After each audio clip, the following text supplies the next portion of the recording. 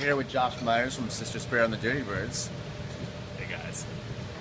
At the Sinclair in Cambridge, getting a little rig rundown, see what kind of gear he's working with. How you doing? Doing good. How are you? I'm all right. I'm all right. Do I know you from somewhere? Yeah, somewhere. We'll figure it out. Yeah, we'll figure it out. We'll get there. We got a lot of time today.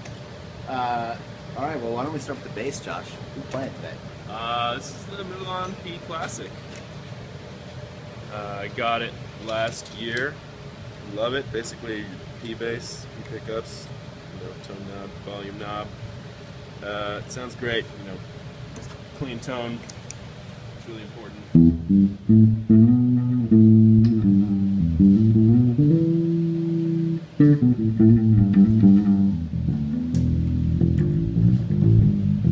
kind of strings you put on that? I put D'Addario flats on there.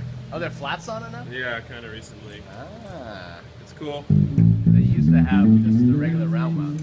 I used round ones for a long time, but yeah, the flats give me more of like a soulful kind of. I don't know. I like it. Dig it. Warm. Yeah, it's a lot warmer. And what are you playing through? Well, first thing. Check out this bass pedal board here. Yeah, it's meager, but it does what I need it to. So this is a tuner. What's the order here? First we go into the tuner. It's cork, pitch black. As you can see, it's super clear. One note. Bright LEDs. Bright LEDs, it helps out. Really hectic situations, it's important to have that. So that's the first thing. So this EQ, I kind of have it set just to boost the mid-range a little bit. I don't really use it much except when I'm using this one, but it's kind of like having another 50, like having 150% tone when I turn it on. So a little more mid-range, which basically makes the octave pedal sound better.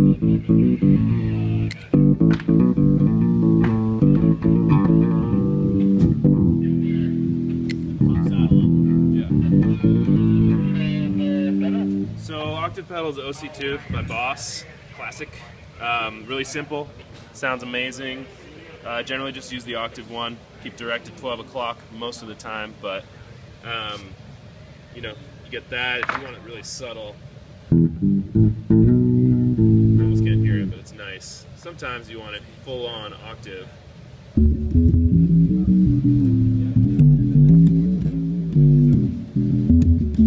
When you're going for like, and that's just the no direct single and the octave, one octave down all the way up? Exactly, yeah. And I hardly ever use the octave 2.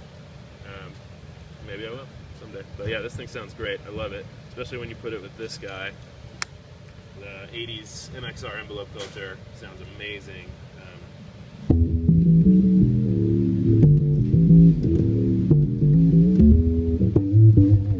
So here, check this out. Just a clean envelope filter with the EQ on.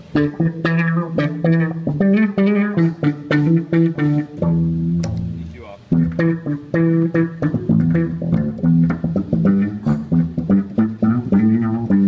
Throw the octave on and the EQ.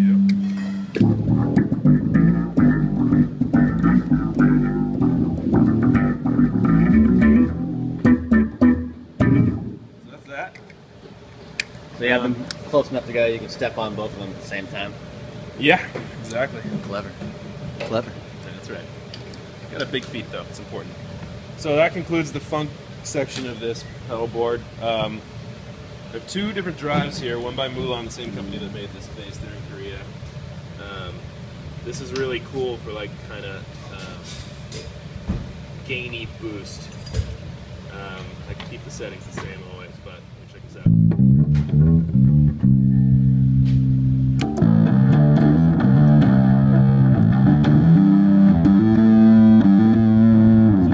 Perfect for like if I were to play like lead lines or like riffs together with the guitar and the harmonica. I also use that a lot behind Jackson harmonica players' solos. The other one, the SL. Is there a song that you feature it on mostly? I use that on like our cover of Rock and Roll.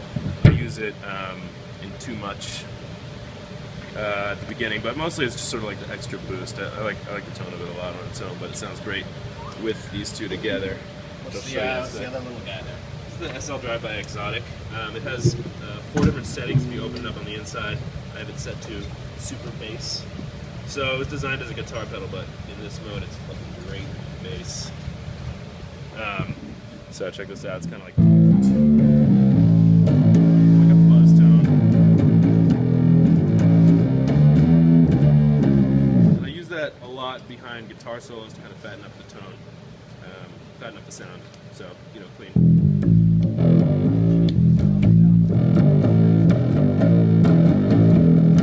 Both together.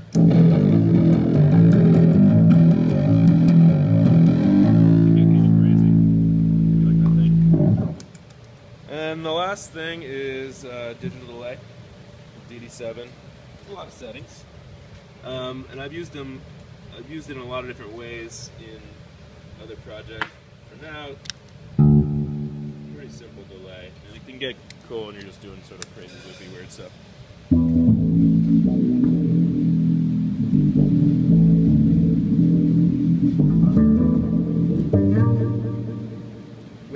What delay mode is that? That's just analog. Analog Delay. But there's reverse on there, and this is a modulator. There's a lot of cool stuff on there. Tap delay, etc. And then that's it for the pedals. Just go through this Aguilar rig. This is the DB410. So 410-inch speakers. This cab sounds amazing. Really pushes the sound all the way to the back of a big room, so it's great. The AG500 is my head. I've had it, it's a workhorse. I've had it for like 8 years, which is like as long as I've been playing shows of this type. You know, really simple, just great sound. Aguilar's great for that.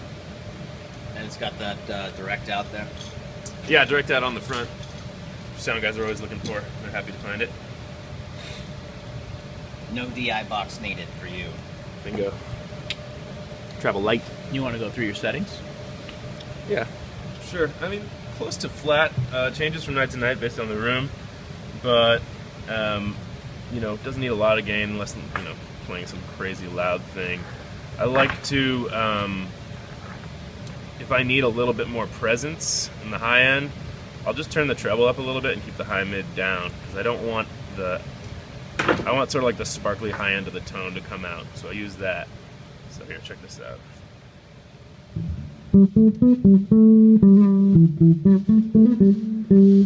Treble up. Just a little cutty.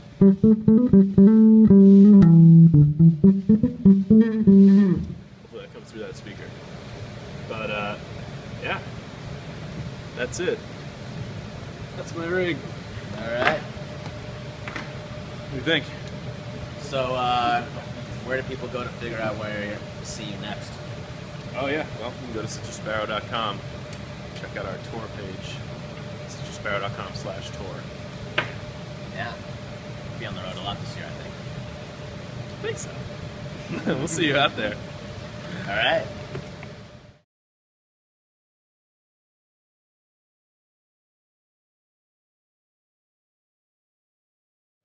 Hey, this is Sasha with Sparrow The Dirty Birds.